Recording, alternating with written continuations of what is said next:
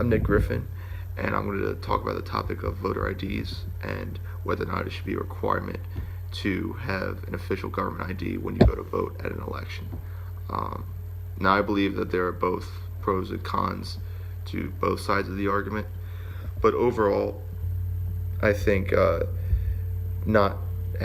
think the requirement to have a state ID creates disadvantages for American citizens, especially for people who live in low income areas and have low income jobs. For example, people who live in those types of live in that area, lower class area, may not have access. They may not have access to a car, which requires a driver's license, or they may not live at a permanent address. And both those require official government IDs, and not having those can prevent them from participating in an election, and overall decreasing the turnout of elections for both national and state.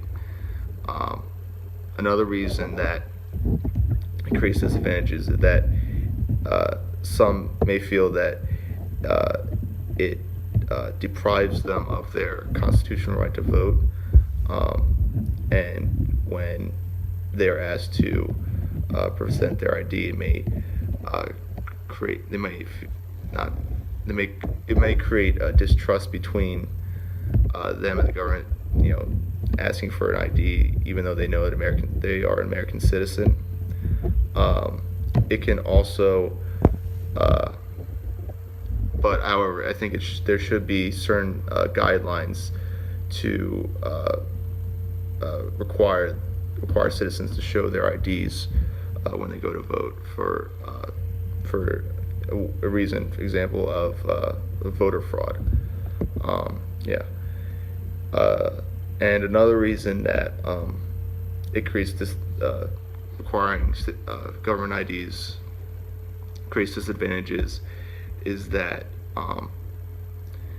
the price of registering to vote has increased over the past couple of years, and people may not be able to afford to pay that, or they may not feel like they want to pay that. They may not feel it's not worth it to pay that certain amount of money to vote, and so that also decreases the turnout for both national and state elections, and that has somewhat increased over by each year. And those are my thoughts on voter IDs and whether or not it should be required to have one when you go to vote at an election.